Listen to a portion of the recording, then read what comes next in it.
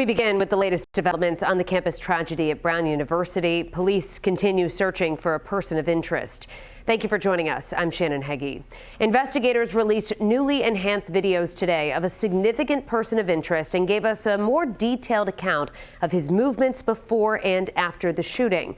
Here are the headlines tonight. Police say they believe the man in the videos was carefully examining the area in the hours and possibly days before the shooting. That's why they're still asking you at home for more information, including pictures or video that could help track this person down. And not just pictures and video from the day of the shooting, but going all the way back to a week beforehand. Meantime, a vigil was held tonight to mourn those lost and pray for the recovery of those injured. Our Lauren Brill has more from that vigil, but first, Kayla Fish joins us live from Providence Police Headquarters to break down that timeline of the newly enhanced video. Kayla?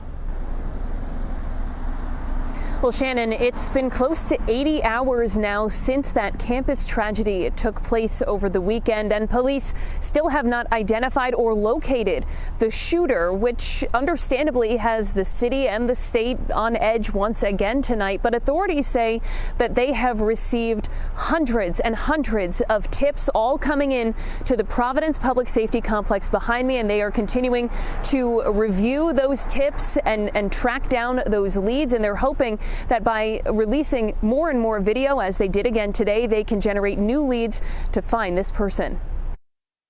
New footage provided by the FBI and Providence Police Tuesday giving us a closer look at the movements and behavior of this person of interest in the shooting at Brown University. The team now is laser focused on identifying who this person is in this video. Police say the videos were taken from the residential neighborhood near the Barris and Hawley building. Some of the footage enhanced to show a more detailed look at this person.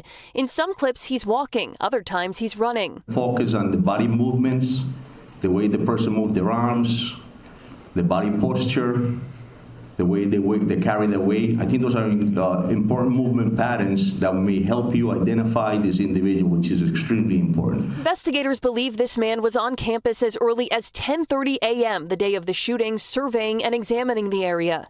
We believe that he was actually casing out this area to commit the crime. That's a pattern that criminals do, and that's what he was doing. The FBI also releasing videos tracking this person immediately after the shooting. Police say they lose sight of him around Governor Street. While we still don't know a motive, police do believe this person targeted Brown University. Investigators back near the scene again today, going door to door. Our cameras capturing them near Governor and Waterman Streets. You have relevant information or information that you think might help us with this investigation, we encourage you to call.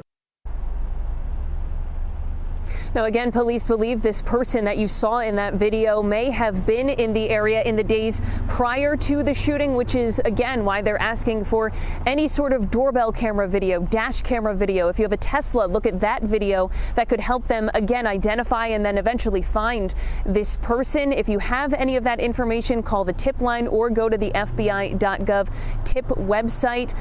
In the meantime, as police continue tracking down all of those leads, there was a vigil held near Brown's campus tonight. My colleague Lauren Brill was there and joins us with that part of the story. Lauren.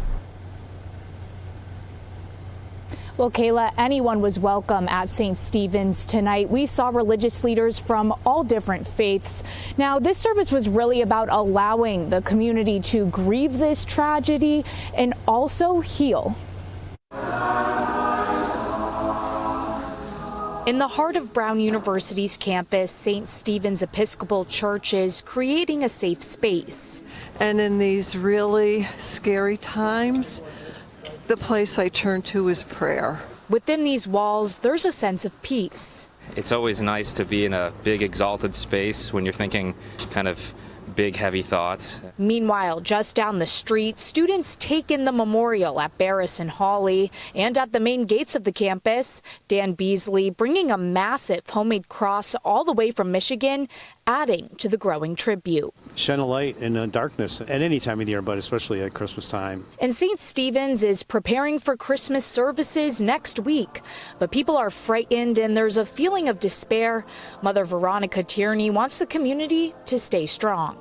The motto of Rhode Island is hope, and so we're hoping that folks leave the service tonight able to cling to that hope even as they're going out into their lives and into the the situation that we find ourselves in. Now, it really was a moving service here. We saw local leaders from Providence, and Governor Dan McKee was here too, all standing in solidarity with the Brown University community. Reporting live in Providence, Lauren Brill, 12 News. Lauren, thank you. Anyone with information on the Brown University shooting is being urged to call the Providence Police Department tip line at the number on your screen. We also have the FBI website address there to submit pictures and video. We're learning more about increased patrols on the Brown University campus amid winter break. During today's news conference, President Christina Paxson said most undergrad students have already gone home for the holidays, but graduate and international students, along with faculty and staff, will stay there during winter break. And that's why they've stepped up security measures to make sure everyone feels safe. Right now, our focus is on getting as many sort of boots on the ground, people in cars.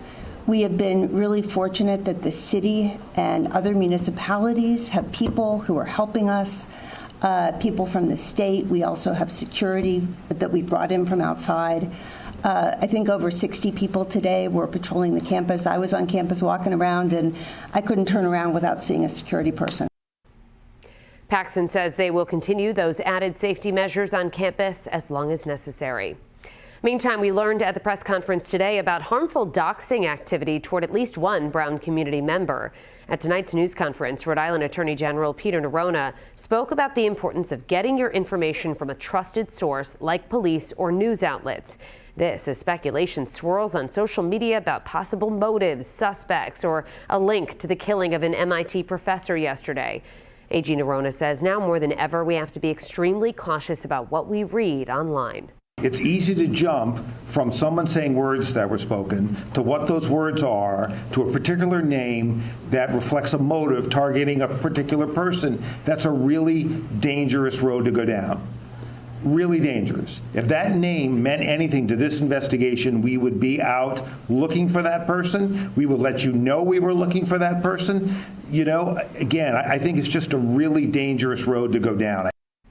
Nerona added that the public should leave it to law enforcement to identify persons of interest, but that you can help them by submitting any information you know. Remember, stay with a trusted source like 12 News for continuing coverage of the Brown University shooting. Right now on WPRI.com, you can find a detailed timeline of events as well as the latest headlines. We'll also bring you all of those here on the air and on the 12 Plus TV app.